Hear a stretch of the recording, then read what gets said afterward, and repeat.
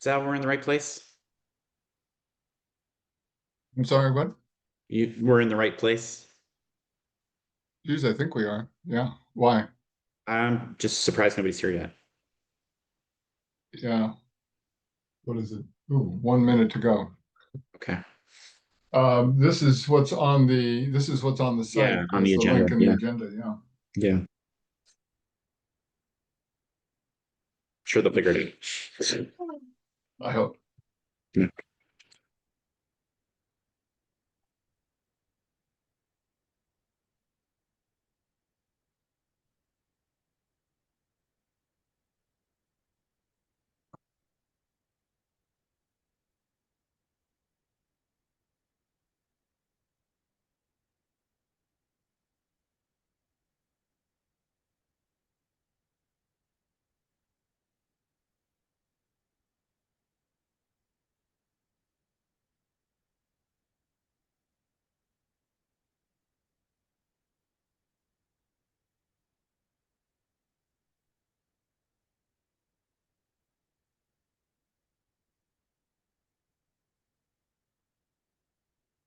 Morning, Stephanie. Good morning, Ben. Good morning, Sal. Hi, Stephanie. I am stunned that I'm on time because daycare preschool drop off is at 8. Yes. So I threw my child in the back seat of another kid's car and got here on time. Yeah, the 8 o'clock start time for childcare doesn't fit anyone's schedule except the childcare people. That's true.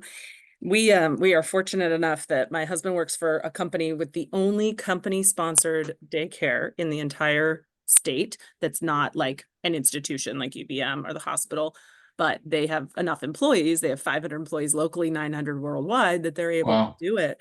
And it's a 90 kid center, and it is open 7:30 a.m. to 5:30 p.m. And Mm. it's because they Nice. understand.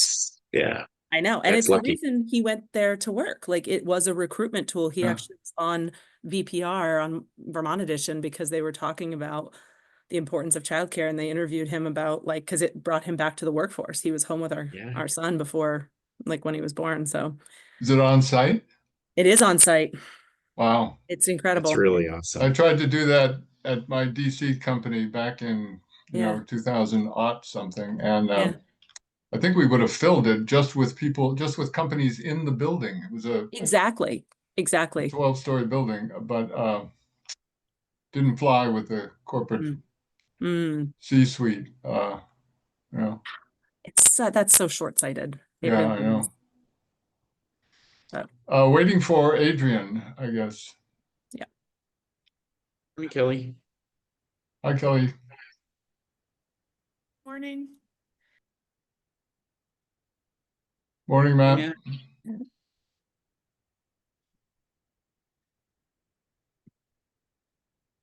And this is my aging cat, Boombox, who just she can't get comfortable. She's 14. She's like constantly needing something. So I As gotta if having say, 2 kids is I not love enough. that name. Yes. Boombox has been making an appearance in Montpelier for a number of years. Bill got familiar with her during the parking garage project too, because she's just always been around.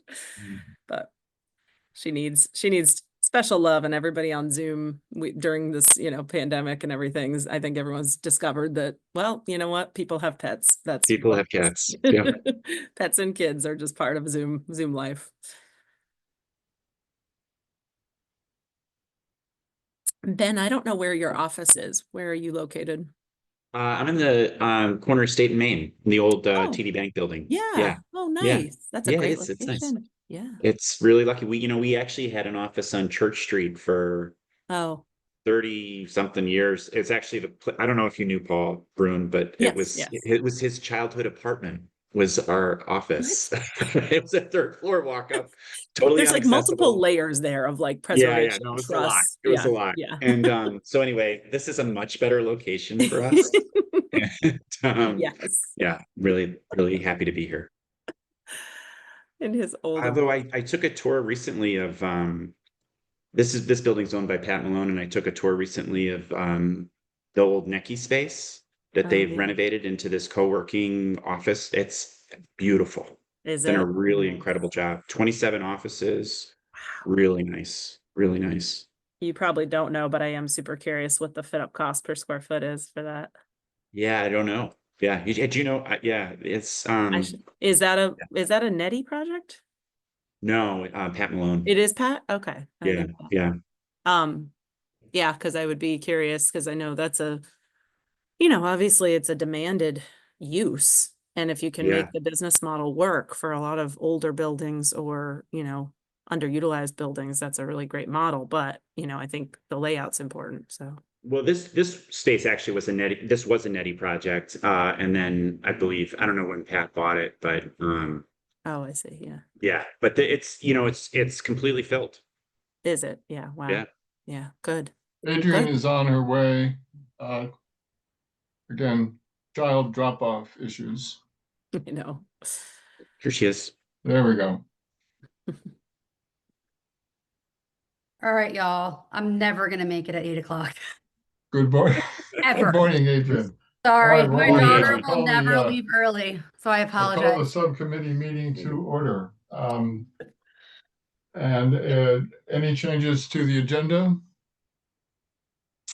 Hearing none, I'll assume the agenda is approved. General business and appearances. Is there any member of the public online who wishes to speak?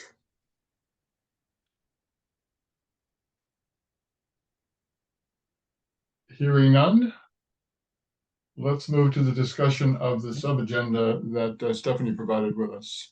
Hey. Good morning, everybody. So I propose that I'm going to share my screen and just share this one, just once. We don't have to, this doesn't have to stay up so that we can have more face-to-face conversation. But my suggestion is that we start with just going through again the schedule because it's been a couple weeks now and frankly it can go stale, and we made some updates to that schedule when we put that in the RFQ after the last meeting. So I just want to make sure we're all on the same page. And then I can give you some updates about what I've heard since the RFQ went out a week ago. And then we can talk. I think the majority of the conversation should be on communication strategy and how we promote and discuss and feedback information, because I think that's going to be important in the next few weeks, especially. And we can talk a little bit within that about the site visit itself tomorrow. So to start with the schedule, tomorrow is the site visit. We'll get back to that. That means then by Monday at noon, the questions are due by developers and partners. And we will collect. I have not gotten any substantive questions to date, but anything we hear during the site visit, we will record, and that will become part of the record of one of the questions asked that we feed back. Because what happens is you compile all the questions, we put all the answers in, and then bundle it as one document that goes back to everybody who got the RFQ, so that even if they didn't participate or ask a question, they have all the same information.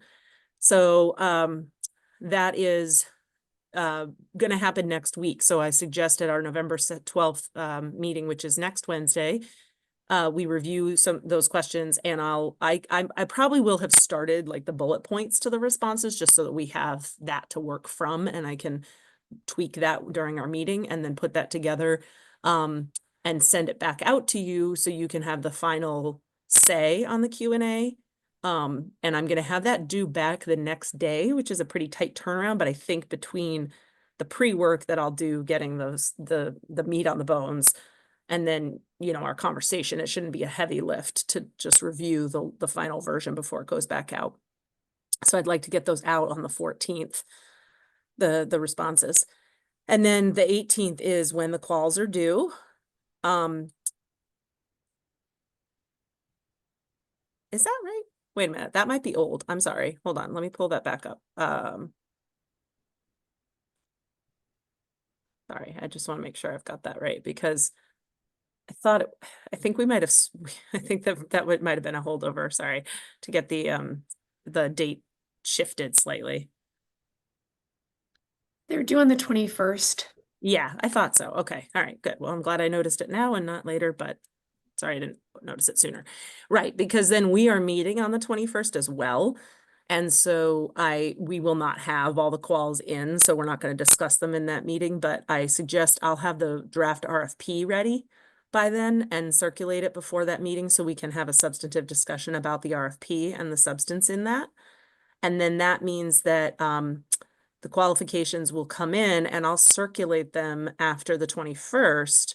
That next week is the Thanksgiving week, so I just didn't want to load us up too much that week. So you'll have them to review from the 21st, 22nd through the 3rd. And then by the 3rd, we'll have a chance to sit down. This will be our subcommittee meeting where we actually discuss them. And by that point, it just is hard to know. I don't want to pre-predict too much and do too much pre-work and, you know, build the city for things that we're not going to use. Because if we only have 1 or 2 quals, we may not need a matrix, right? So if we do need a matrix, I may either propose a draft version of it before, or we can discuss it in that meeting to see if we need it or not. Again, depending on what comes in, I want to defer that legal question to the city to discuss with the attorney about whether or not this needs to go into executive session just based on a negotiation position, because this is your asset and we're talking about a potential development partner and purchaser. And then we can discuss what could be the follow-up questions you're allowed to ask anyone who submitted quals that could be important to then hone your decision about who gets the RFP. And then on the 10th, we have one more meeting because I'm assuming we may not get through all the qualifications at that meeting. And then that could be when we also tweak the last bit of the RFP. Again, I'm making this a little iterative and giving us some flexibility because we don't know what we don't know yet, what we're going to get. And so we may need to have the RFP reflective of the qualifications we got. And so the discussion that last meeting will be what's the short list to get the RFP and the final version of the RFP so that it can go to city council for the 17th meeting. That meeting would be the Wednesday, the 17th by city council, and then the RFP can go out on the 19th. And we've allowed a big window because of the holidays too, until February 4th for those proposals to be due. We want to give lots of time so they do some good work. What the subcommittee meetings look like after that is to be determined. Hey, Stephanie, Yeah. just one quick thing that I don't know. I don't think we need to decide this now, but I just Yep. want to put a pin in it from further discussion around the matrix, the selection matrix. Like I Yep. totally hear you. Like, why would, you know, Okay. we might only get 1 or 2 or none, right? And yet at the same time, I think that there's potentially value in having the matrix, even if it's Okay. just one Okay. applicant, just in the sense that like we're gonna want to make like a thoughtful, informed decision that we can share our reasoning behind it. Almost And so, quantitative and qualitative. Yeah. right, you Yep. know, so I just think that Yep. that might, again, I don't think we need to decide that now, but I just want to put a pin in that I could see value in having a matrix, even if we don't anticipate getting 5 responses. Yep. Yep.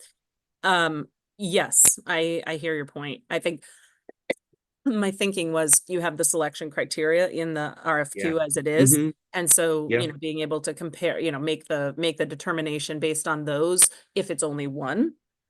Yeah. However, if it's more than one, I think maybe a matrix. I think maybe a matrix is warranted after one, or maybe just one. I don't know yet either. I agree with you though. Let me pin that as that'll be my homework to think about between like based on what we Great. get. Yeah, I mean, and maybe the selection criteria that's outlined is sufficient, but I just, you Yep, know, that's just a fair thinking about point. that. Yep, I appreciate that very much.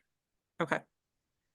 Any other questions or input on that process, or should we just go forward? All right, let's go forward. So we're going to talk about what I've heard so far, the communications strategy, including tomorrow's site visit. So it's been relatively quiet, not surprisingly.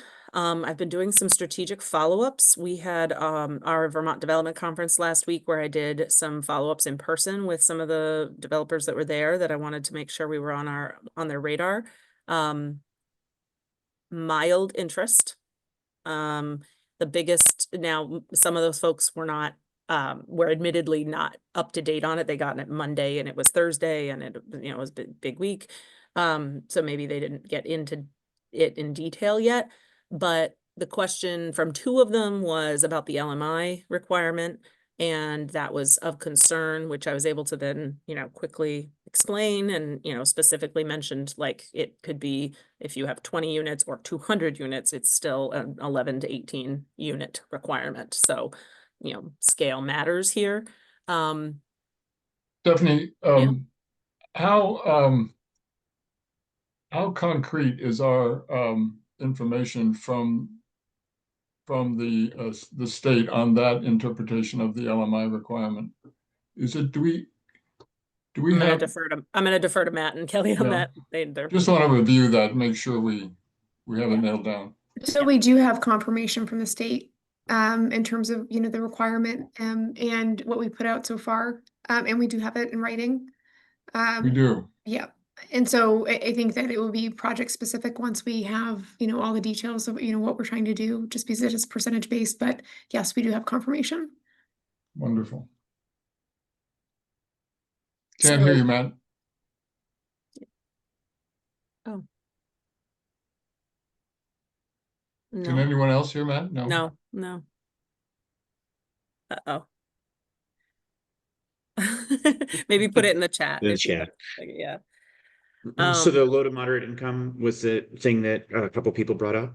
Yeah, and I don't know that it was a concern or a regret that they didn't want to have to do that. It was just a clarification. So, and so, I've gotten a few folks say, sorry, we're at capacity. This is something we would consider, but we're at capacity. I had 2 of those. And I had couple just say thanks for the input. So, or intel, just not necessarily, and sorry. And then the last one was the one that there is one that said they will be putting in a proposal and that they're familiar enough with the site. They're not even going to be at the site visit tomorrow. So it's good to know. No, we can't hear you, Matt. Sorry. No, it's frustrating. So, we're going to continue to, and it's not, uncommon to keep sending this to folks, even though, the turnaround now will be a shorter time frame. If there continue to be other partners that pop up for us that you find, that we find, we're going to keep sending them. Potentially even, one of the things we've been thinking about are employers and what kind of strategic partnership could employers participate, form to participate in this development, in terms of just creating new housing stock for the community in general. So I'm kind of waiting for Matt. I don't know if he wants to, he's gonna type anything. Yeah, Adrian. So what was your process? So we had a list of, there was like a master list of developers. Yeah. So what was your process on reaching out to them? Like what did that communication look like? And is there like any potential like targeted follow-up for specific folks? I don't know. Yeah, exactly. So I broke out the list into smaller lists, just so if you want to know like the tactical side of it, I didn't want this to get lost because they're on one large BCC. So I broke it up into smaller chunks and was able to send that out. And I got a few people confirming that they received it too. And a few people that responded asking for the link because we had missed the link in the first version. So we had to send that the second time, but that was fine. The link to the supporting docs. And, and so, I've been tracking that. I've been tracking in my spreadsheet of, who's responded, how they've responded. And then I've been doing strategic targeted outreach back to about 10 or so who have the most active portfolio right now of this scale project that could do this scale project. And some of that is based on like what we, the people we talked to last week and, who came up to me at the conference to ask questions. So I wanted to follow back up with them in particular. And then we did another blast to remind them of the site visit yesterday. So that's what we're gonna, that was another way to make contact. Okay, Matt says there still seems to be a lot of confusion in the non-professional community about the affordable housing issue.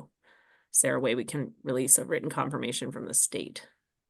Okay, that's interesting. Let me put a pin in that for the purposes of our communication discussion strategy, because I do think that's an important one that we should talk about and how we educate folks on what kind of housing is needed, as well as what affordable actually means. Can you hear me now? Yeah. Yes. New monitor, and apparently the microphone didn't work. Sorry.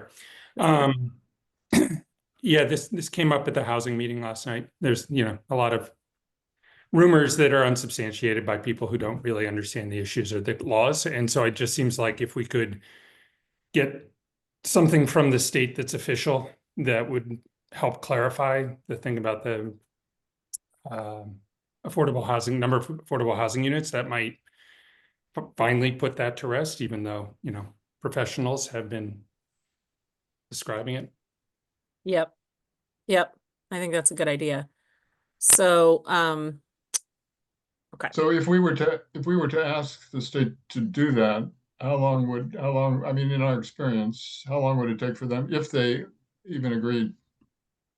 How long would it Well, take to yeah, I'm get not that sure if out? it's a statement from the state or rather just Allowing a us? Yeah. repackaging of what exists already, the state data. Is that what you mean, Matt? Like Yeah. state Yeah, that's what I data that was, we have?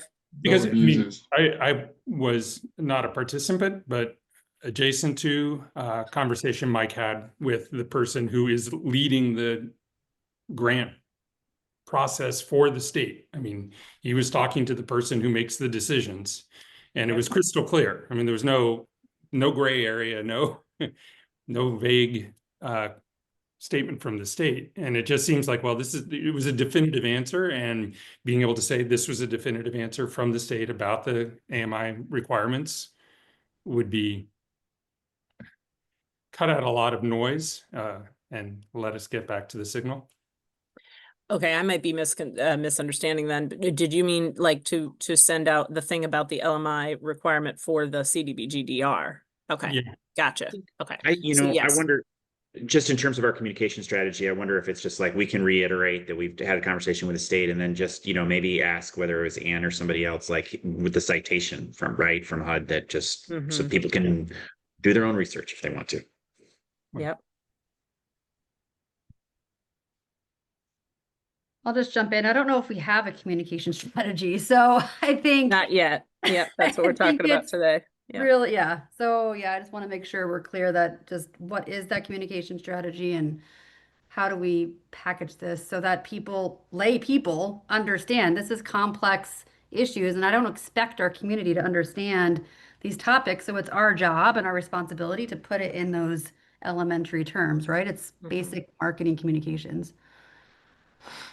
Can I go back just a minute though to Adrian, your question before about the distribution, and was there anything in particular you were looking for or hoping for in terms of that communication back?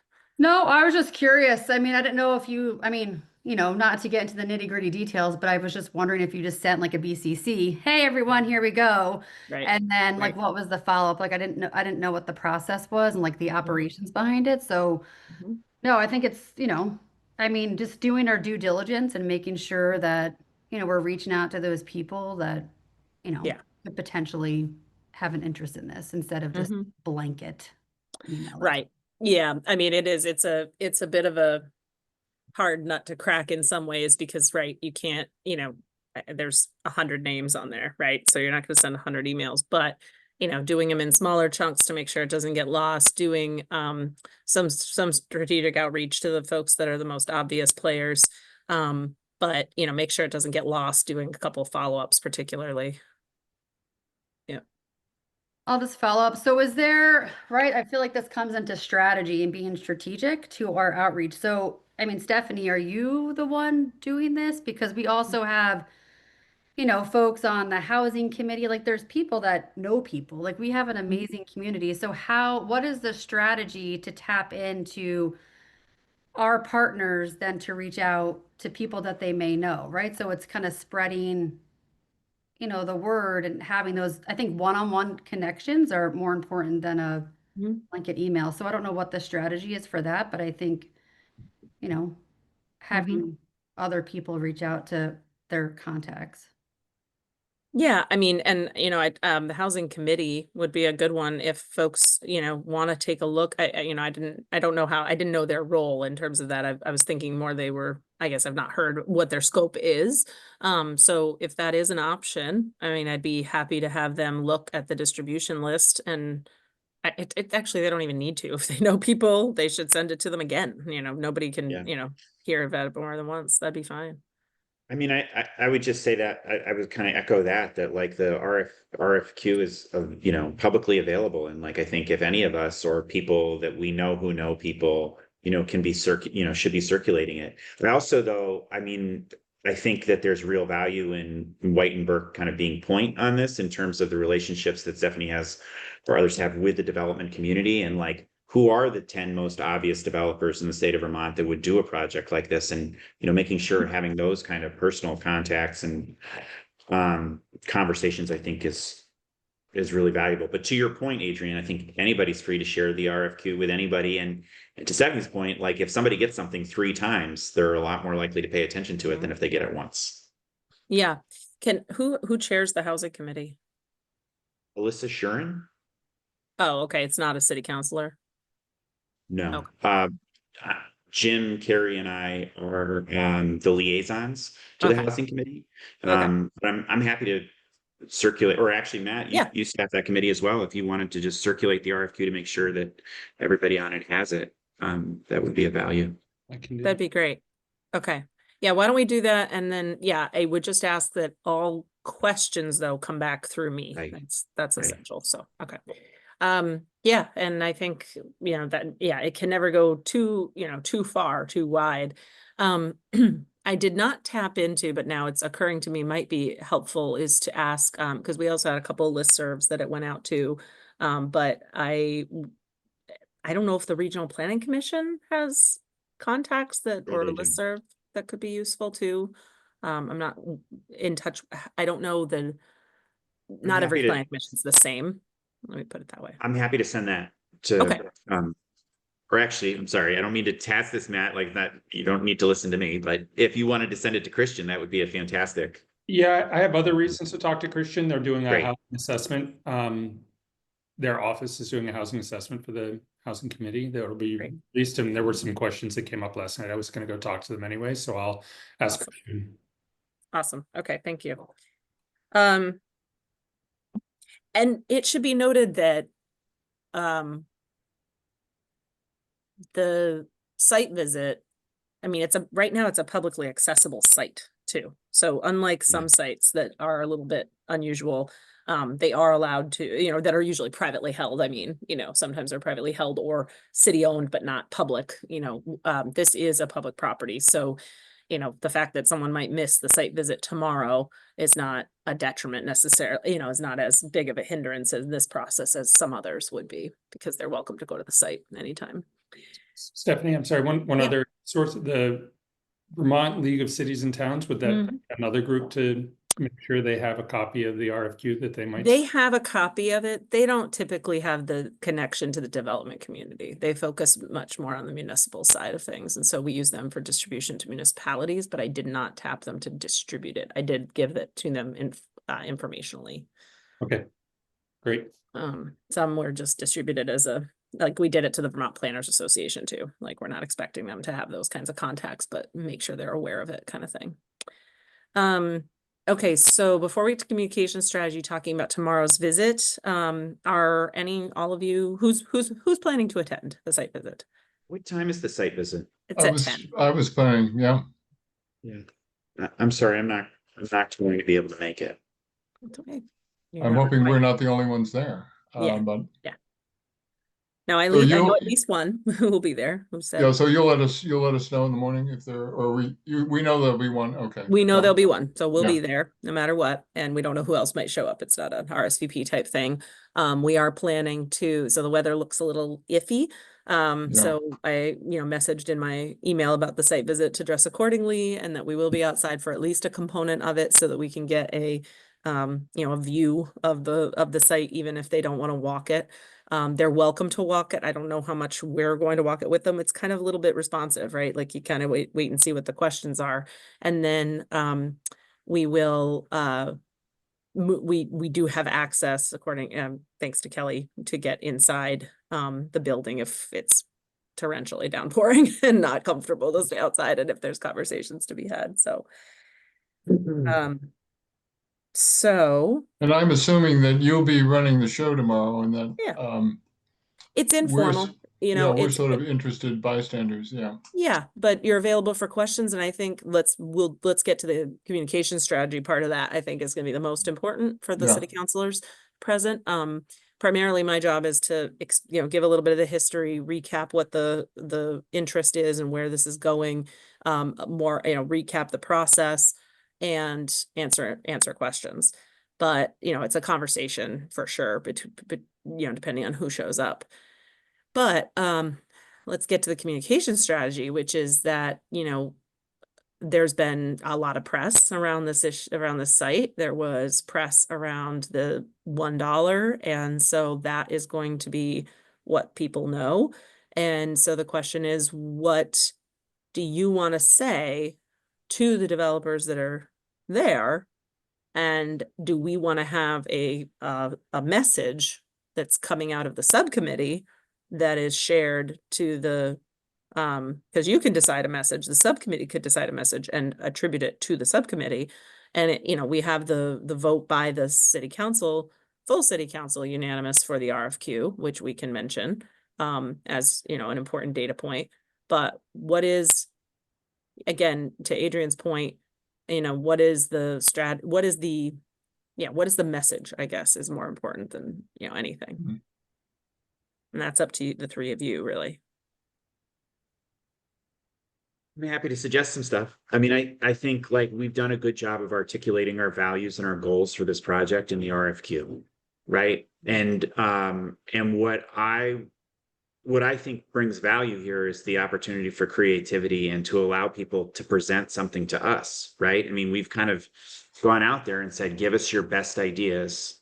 We've articulated the values of what's important to us in terms of what we would like to see on the site. And we've also demonstrated our willingness to truly partner by offering it for $1, right? So I think like in terms of messaging, I think rather than be prescriptive, right? Just say we've, again, articulated what we're hoping to see in the RFQ and really look forward to hearing what the potential vision is. And just be encouraging in that way. Yeah, I think of it as the incentives we offered as a way of expressing our interest in further investment in the development, but also bringing people to the table where we're going to discuss in a holistic way all of the issues that concern us and that concern them, and ultimately come to an agreement that everybody's happy with. Mm-hmm. Sorry, I missed, who's the audience for this message? Is it the developers or the community? No, this is for tomorrow morning. Okay, sorry, I just Okay. zoned out on that. Yeah. Okay. Yeah, I mean, staying consistent with the RFQ is a good point and is important. And I will urge this committee and the council to stay open too, because like you said, Ben, the creativity, it's not just creativity in terms of their plan and their design, but rather also like how they're going to make this work. What are their needs? And there's only so much the city can do. You're not a private developer. You're not all of the regulators. You can't get rid of all the regulation or anything, that all the different things. You can't create more affordable construction costs and things like that. So what can the city do? And if they had another idea of what they needed from the city and it's not listed in the incentives, being open to, we'll consider it, and that's our party line, is not committing to anything tomorrow, but rather, put it in writing. Let's see it. We want to see the whole package. Let's see it as a package, because some things may make sense in context that don't make sense in isolation. So I think that's, Yeah, I think that's just, I just think that's super important. And even just, there'll be time to talk about the concerns, right? But there won't be if we don't get any proposals, right? And so I think just really demonstrating how this city has made a choice and made a commitment towards prioritizing housing, through our city plan, right? I think really focusing on the fact that we've said we're going to build 1,500 units in the next 20 years, right? And that as a council, it's one of our strategic priorities that we've identified, right? And so just, I think, again, emphasizing the enthusiasm that we have to explore options for housing and, wanting to continue the conversation or really begin the conversation because it hasn't Yeah. even started yet. That's right.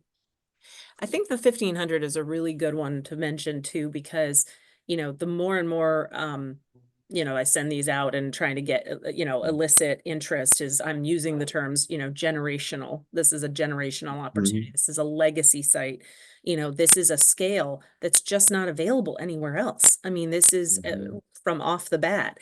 And when you say 1,500 units, it's, where are those going to go? And so, Right. this is a great opportunity to get a high amount of density on a small amount of acreage, comparatively. I mean, really, that's a good ROI for everybody. And for a developer who needs to take a long view, this, and to really build out, because they're not going to build 292 units in one fell swoop, like that's going to be really important. Adrian, go ahead.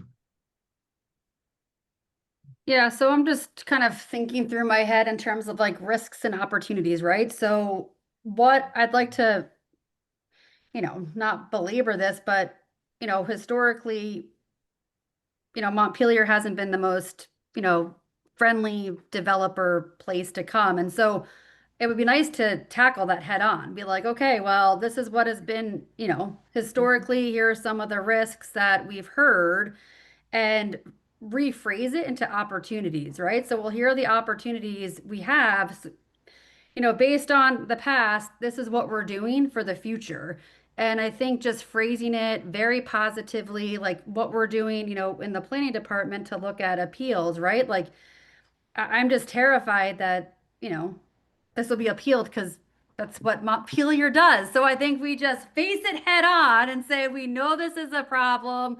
We know this has been, an issue in the past, but the city is working very hard to resolve some of these concerns. And, I think if we look at it holistically, like Ben said, like we want housing, we want to attract developers. Like that is our goal.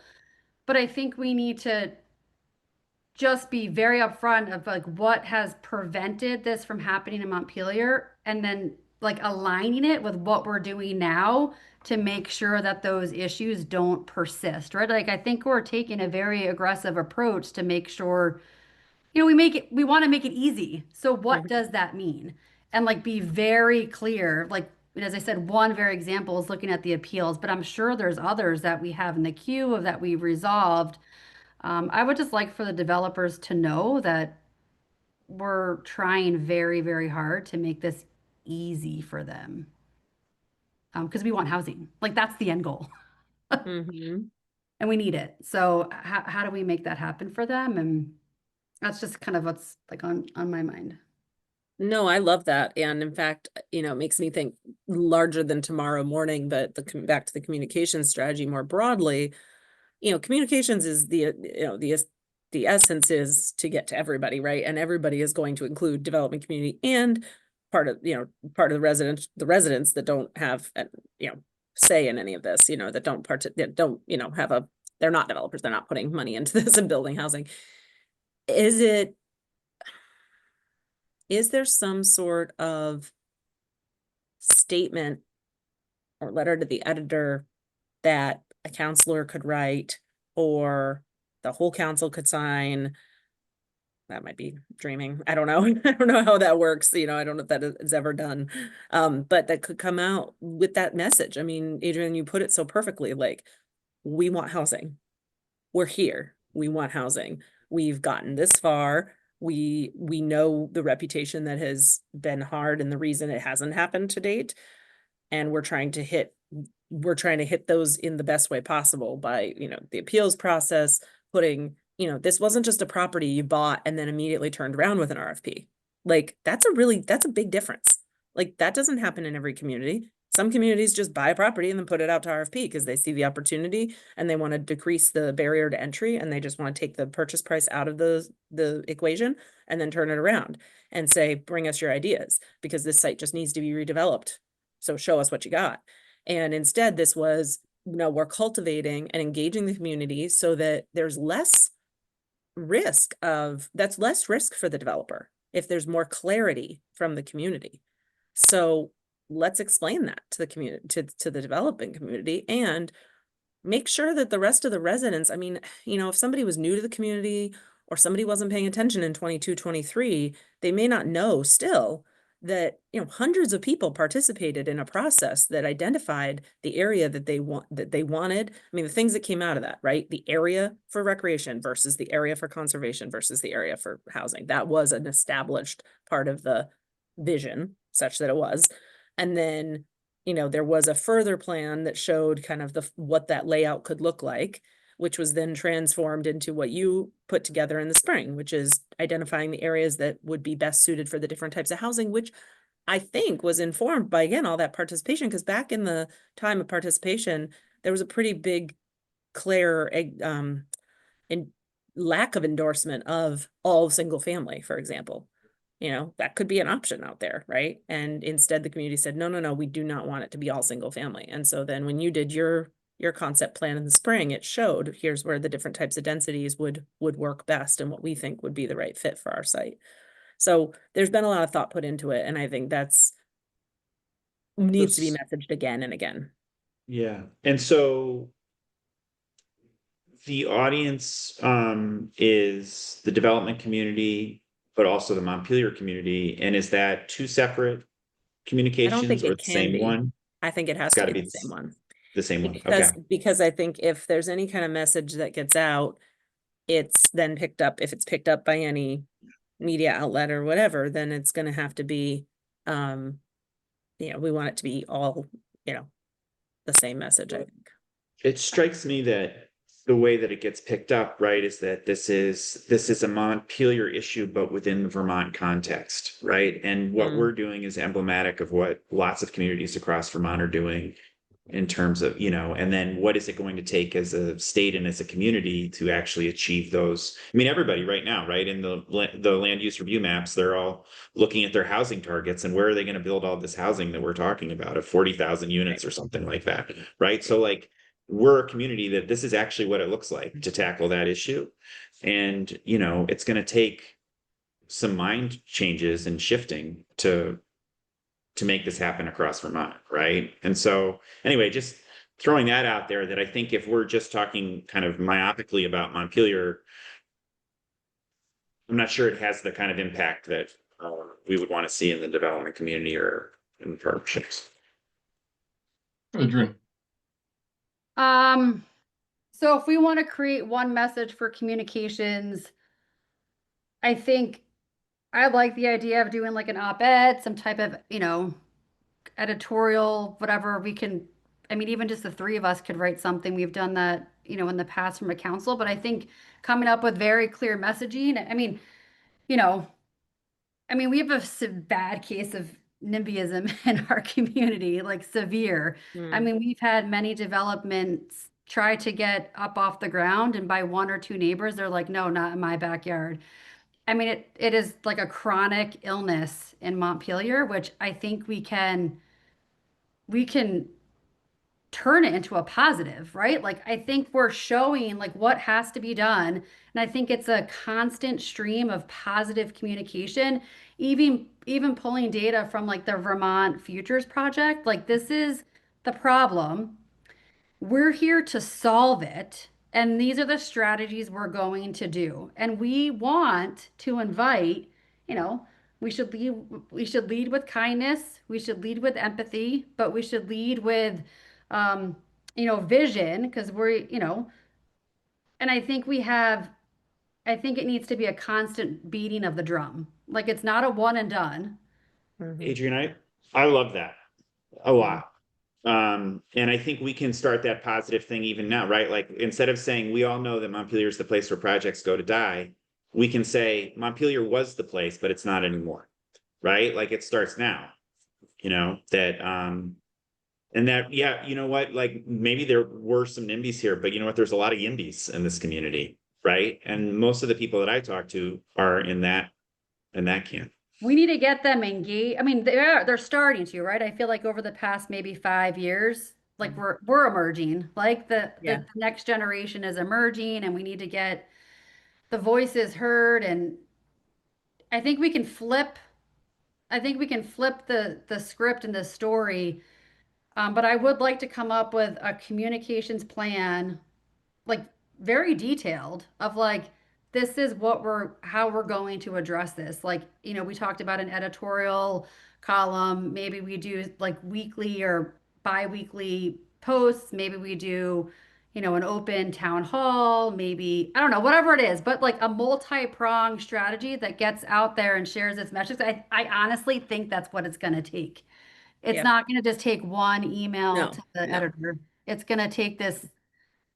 I mean, and I think to show the developers that we are serious, like Mhm. to have some type of strong presence, coordinated effort, positive forward thinking, bringing in those experts to share, what this is going to take and how we need to get our neighbors engaged and involved. And now is the time. I mean, there's so much energy around the future. I think we got to strike while the iron's hot and really create some energy around this. Well, I think we made a strong statement in the RFQ, but I like these ideas to keep the communication going. But we need to boogie Yeah. if we're going to do this, because we want to get to developers before the qualification date, long before that, and keep in mind that the message is also going out to the community, which is important. There's a lot of, as you all know, there's a lot of information floating around that needs to be clarified. I delivered a little address at the Rotary Club the other day, and I had a list of like 5 topics. They wanted sort of an update on the council, and I started with the country club, and I never got off that topic. So there's lots of interest around what's going on. So how do we do that? I mean, it would mean, Yeah. I mean, we're not going to draft something collectively, but we can, over the next 24, 48 hours, circulate, or can we? We can't really circulate a document, can we? So you can give Open feedback meeting wise. on sort of a document to Stephanie individually. I'm sorry, say that You again. can't work together, but you can sort of, if you wanted to, or, through me, you could give feedback too, Huh. if you wanted to create something. I didn't know you couldn't do that. That's interesting. I'm just learning, just, because I know the ex parte thing, but because you're not a quorum. There's still of council. So this is a subcommittee, and, it sort of then follows the rules. Mm. Okay. Yeah, we can certainly, work things through and make sure that we could come up with something. Another thing that just based on this conversation, we don't have a ton of time and we do have the site visit, but, maybe perhaps a public forum might be good. Or, another thing that we could do is have input on the Zen City page.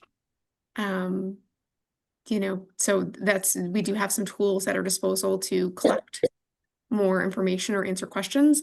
Actually, the FAQ, one of the things that I was thinking is that it's just sort of the start, right? Like that is not a static document. It should be living and breathing. And so if we can figure out a way to encourage people to ask questions, and then we can inform through those questions through the website. So make sure we're generating the questions and make sure that it's a, two-sided exchange so we can get more information out there. I could certainly work with Evelyn on that to get kind of a question campaign, for lack of a better, And to that, you Right. already have all the a lot of FAQs existing, and yes, add to them as they come. However, people probably haven't digested that there was a lot of them, and there's, it's dense. So is it possible to distribute what we've done in other areas is to do, whatever corner the city has in a paper, or if you have a Facebook page, that's done a lot, but just one at a time every week. We could do like a question of the day, question of the kind of day. situation. So I don't know. I saw 2 hands, Matt and No, I'm Adrian. Matt first, and then then Adrian and I was members. just gonna ask Kelly if I could work with Evelyn to draft something for the council to then respond to. Is that legal? So yes, you can, but they need to respond back individually and not together. Okay, and council members, would it be okay if Evelyn and I drafted something to give to you to get response? You could add or subtract as you see. I think it's a great way to start. I don't know what do That other works people for think? me. Ben? Yeah, Yeah, Ben? go for it. Yeah. Okay, Yeah. so when I get to the office, I'll try to sit down with Evelyn and start writing something, and we'll try to get you a draft this afternoon. But that's awesome, Matt. Like, let's just make sure that we're kind of clear on what the key talking points are for that, right? And I Absolutely. take rejection very well, but I would suggest that we lead with the idea of Montpelier is leading on a housing issue, right? That is representative of what's happening in the state of Vermont. And in fact, this is what it takes to meet the housing targets, and everybody needs to get behind it, right? Like that's it's kind of like it's really a call to action of the entire community of like, we need to make this happen together. Yes. Can I And add a one piece to that, which is a quantitative, hit it with quantitative and qualitative, which is what has been your housing growth? And I'm sure this data exists, but what has been housing growth to date? How many units a year are being created or substantially renovated, which is a weird bar, but coming online basically. And then maybe your tax base, what is the grand list growth been for the last 10, 20 years? And show those data points, because some people respond better to Yeah, quantitative. that data will be pretty dramatic. And then, and then a 40,000 target to be where we want to be, 1,500 for Montpelier. And I think, I love the Vermont Futures Project reference, Adrian, because, one of the pushbacks is always, I don't want to be New Jersey. Well, it would take, and I have this data if you don't, Matt, but it would take some absurd number to become New Jersey. And we could even, that could be an FAQ. That doesn't need to be in this, but it could, I don't know. It's just, depending on how you want to wind it. But, what the growth is, 1,500 units is like one person per, square mile or something, it's a ridiculously low number. That's not the right answer in this community, but it's a ridiculously low number, over a long period of time per year. It's like 7 people per year or something statewide or whatever in your circle, in your community. So Yeah, Matt, what are you thinking? I also liked something Adrian said earlier about being a legacy project, that this is an opportunity for the people who live here now to create something for the future, which will give positive value. I sent you all a fairly academic quote, which is my favorite architecture quote after 20 years of teaching the history of architecture. But it kind of captures that spirit of, we need to do something for our children. And so that might be a component that I'll try to weave through too. I won't quote John Ruskin, but I would want to. quote Ruskin. Ruskin is Adrian. fantastic. people might respond to it. This piece doesn't have to be the end all be all, but I do think if it's a powerful statement, it can hit lots of different people you're trying to get reactions from. I'll just say The we're big- almost out of time, but I just wanted to make sure I want to tag on to what Kelly said. And I think this is like a multi-prong approach. It's not just an article. And Kelly, I loved what we did with the homelessness convening, like having that, Paul Costello, he wouldn't do this. I don't think he would have volunteered for another one because we took up a lot of his time, but it was amazing. He convened. And it was a neutral facilitator, kind of, it was more of like all the folks involved around the unhoused, but I'm thinking some type of structure where we have a town meeting, right? I think there's so much energy and questions about this property because it is a legacy project for Montpelier. So I envision in my head some type of kind of what the commission did, Ben, up at the college. Like it was so nice. Like the energy in that room was so positive and so happy. And, to have like a really nice place to meet, which makes people feel really good, and bring in some of those speakers like Kevin Chu and like maybe even, some of the opportunities that we're having here in Montpelier, like I know the hospital, not necessarily here in Montpelier, but I'm just thinking partners to talk about the future and how critically, like maybe it is the hospital because, partners like that National Life, we know that if we don't build housing, those organizations are gonna struggle. And so sharing that message with all of our neighbors, like this is how critical it is, and this is how important it is that we don't say no. Like it's just so upsetting that people are, appealing some of these great projects in Montpelier because they don't want a driveway near their house. Like it makes me really sad. And so I think we can do more in terms of these messaging and letting people know, like, you might have a house next to yours and that's okay. I think that'd be a great opportunity too to dispel some of the stuff we started with the clarification of not LMI, the requirement, but rather what is LMI? What does that mean? The Yeah. layperson has no idea, not to mention what does affordable mean in Montpelier? Affordable in Montpelier is different than affordable in St. J versus affordable in Burlington. So we should clarify that with numbers. Can I just, I'm also cognizant of the time and have a hard stop at 9, but one of the ideas that I heard that I thought was really strong was the FAQs, that we have an FAQ a day, right? Just Yeah. on Front Porch Forum, Yeah. putting out an FAQ every day, and every single time it links to the full list of FAQs and to the website so that Yep. people can, right? So that it's just front of mind and that it signals like, we know you have questions and we're trying to answer them. And I think just doing that every day could really make a difference. So do we have capacity for that? How do we get that done? I will talk to Evelyn and we will get it done. Yeah, I can work on that. Okay, and I'd be willing to help out, so. What a Thank you. gift. What a gift you all are. Okay, so where I are we? have- Do we, Yeah, I have a suggestion then to go forward. So, the comms plan, I'm glad we've got some kind of the start of a shape of a comms plan here. Maybe starting with actually it's kind of starting with FAQ drip, I'll call it. Yeah, And that's great. And the article, and then a public forum. Let me ask the question, when? Is it before the quals are due?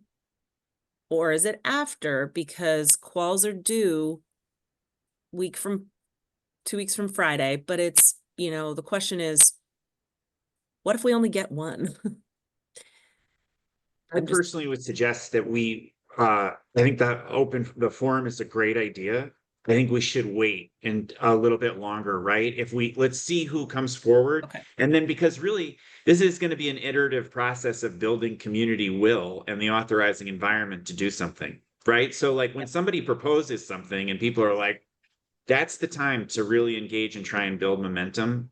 I think. And also just thinking about, frankly, like the timing of, we've got the city manager forum is going to be coming up, Yeah. like just thinking Yeah. about, And it's never meeting too early to fatigue. put it on a calendar, though, too. Yeah. That's the other thing. So if we could look for a date, it would be then following Thanksgiving. And that's, of course, holiday season. But if we start early enough, it's early enough in December. But again, December 17th is the city council meeting where the shortlist is identified. So is there a sweet spot there between, the return from Thanksgiving and that meeting that would be the right time to do it? Again, not tying it to waiting for the proposals to come in, because that feels like we're not bringing them along enough. I was thinking January. You were? Okay. I don't know what you all were thinking. Matt, what do you think? I was thinking before the holiday, because it seems to me, if we delay having a conversation, more misinformation and misunderstanding will arise. Yeah. Sooner we can confront the misinformation or misapprehension head on. I mean, I just think that's essential. Should we ask Kelly and Evelyn to look at the calendars then and kind of see? Yeah, I again, for the meeting can fatigue. take a look at calendars. The other thing, just if we're trying to cultivate or do more of an open forum with speakers, I have a short list here just based on what we were talking about. So Kevin Chu is one of them. Maybe even Mira Weinberger would be another one. Alex Farrell would be another one. You know what I mean? So like just thinking about trying to bring the people into the room that are part of this conversation. Maybe Secretary Curley would be another excellent choice. for And so sure. just brainstorming. So then I'd like to try to reach out and see what their availability is, because then we can kind of sort of structure around their time, knowing that the state is also going to be entering budget season. there's sort of a little bit of a lull in the December sweet spot there. So we might be able to pull something off in the month of December that I think would, meet the objective. I'd like to try to structure it a little bit, and come back to you with some dates. Perfect. We could talk about that at the next meeting. Okay. So I think our homework, the city team, is to pull together the comms plan and put together like a document that has kind of a proposal of the output, and getting you the article piece that can get distributed sooner rather than later. That sounds like the plan. That was kind of the hope I was having to come out of this plan, this meeting with the deliverable. So, Yeah, yay! and I think if we're gonna try the FAQ drip that we as a committee, the three of us ought to, well, all of us ought to send to Evelyn the stuff we've been hearing. In other words, what should we be addressing out of the information that's out there, or the misinformation that's out there? That would be super helpful, because then we can start to then ground some of those questions if they're not already in the FAQ. So what we'll start with is just what we already have. So extracting from the FAQ that's on the website, linking like we talked about. And then from there, if any of you can get us questions, I think that it would be really powerful to have that be more iterative and living. You know what I mean? And that's Yeah, like no, what we were kind of hoping for, is just you put stuff up as it comes up and you keep it going, so that then but then also it helps, I think, with the digestion, because, yeah, sure. it's just a lot to take in. Go ahead, Matt. Would it be useful in this FAQ drip to include your names, or like Counselor Alfano asks XYZ, like, can we frame it as people from the community specifically? Is that useful, or is it, because I'm on thin ice here. It seems to me that there's a very common thing I've heard, is that there's a lot of mistrust of the professional staff, which is, horrifying to me, given that I'm a professional staff member. But if it's coming from the city councilors themselves, maybe there would be greater impact in the community. It's a question I'm asking. Based on what I heard and learned at the Rotary, it's not a bad idea. Just to identify the response with an individual instead of, the nebulous city voice of the city. Who is that? I have to say, It probably depends on the answer, on the question. Yeah, and I'm I can disagree without being disagreeable. I think it's really important that we actually speak as a unified voice as a city, right? And I hear you, Matt, that some people, might have concerns about professional staff, but you know what? I have confidence in our professional staff, and I think we need to stand behind it. And so I think sending a signal that we're a united front as a city is really important. So I don't think, frankly, a division between, or artificial separation between, the counselor heard this and is answered this way. It's, we're responsible for supervising the city manager, and the city manager supervises the city staff, and we should task and trust. Well, and everybody has on the council, this committee, reviewed the FAQs and stood by them. There are ways to do it, though. There are ways to include quotations and so, attribute quotations to counselors who, after all, will be voting on a bunch of stuff, to be agreeably disagreeable. Go ahead, Matt. You had one. I know Ben's got to go. I'm just trying to empower. Sorry. I wanted to take my ego out of it. I wanted it to be clear that this wasn't an ego discussion, that these FAQs are not, what's important is getting to the housing built, and whatever tactics we need to employ to get there is more important than, but the professional staff said X. Yeah. I wonder if I send the comms plan back to the team after we've developed it, maybe if you have a specific quote for one of the FAQs, if each of you take the position that you can review the FAQs and you want to insert one of your own quotes to one of the FAQs, I think that's powerful. I don't think that takes away any power of the city, because it's saying this is the answer. And we have something more personal, somebody, an actual counselor who's studied this and spent the amount of time you guys have spent on this, has an opinion. So feel free to inject maybe one of your own statements into any of the FAQs and we can incorporate that. I don't know if that kind of maybe splits the Well, baby. we can try one and see what happens. If it Right. explodes, Right. yeah. Yep. I don't think it's going to explode. but- Yeah. All right. We know we have to let Ben go. Yeah. And I'm sorry. Thanks for Pass this time. conversation. It was really valuable. Thanks thank- for your work, Stephanie. Thanks, Ben. Thanks, Ben. I think that was Um, everything we wanted to cover. So I'm good. I know I will get, the city team will all work on all of this stuff and get it back to you. And then, where there's need for input and you just send it directly back to, maybe the piece is coming from Matt. And so you send direct feedback to him. And then on the comms plan, maybe it comes back to me. But we'll make sure the homework is clear. Well, yeah, Yeah, okay. we can, Go ahead, Matt. What? I was just gonna say, we can send an email to everyone on the committee that just lays out what the game plan is, and then you can see who to respond to and what to expect. Okay. Would it help if my suggestion that the counselors send questions about what they've heard, would it help if they sent them all to me and then I remove duplicates and send them to you guys, or does it not matter? I mean, we can scrub pretty easily, so Okay, just all right. get us what you get, and then All we'll right, take it great. from there. Yeah. Are you going to okay, reach good. out to your fellow city councilors asking for, is that something we want the whole council giving feedback? I think that's, I hadn't thought of that, but I think that's a good idea. I So know maybe Carrie was in Matt part of or the same. Evelyn can do the ask. Yeah, why don't we have staff reach out, and then we'll just collect the questions on what everybody's been hearing. And then that way it's a nice repository, and then we can we'll take it from there. And then we can update you at the next meeting too, in terms of like what we've received and what is coming out of that. And we'll make sure that everybody has the sort of running list so you can see it. Great. Good. Kelly and Matt, thank you. I appreciate your willingness to squeeze this in. It's important, I think. So, Super Just my- important. Okay. Great. Thank you so much. anything else? Kelly, I just have a logistics thing for tomorrow morning. If you could stay on for just a hot second, it won't take long. So, all right. Well, I'll All see you right, tomorrow then. morning, Sal. Yes. Adrian, are you going to be at the Thank site you. visit too? Meeting adjourned. Thanks.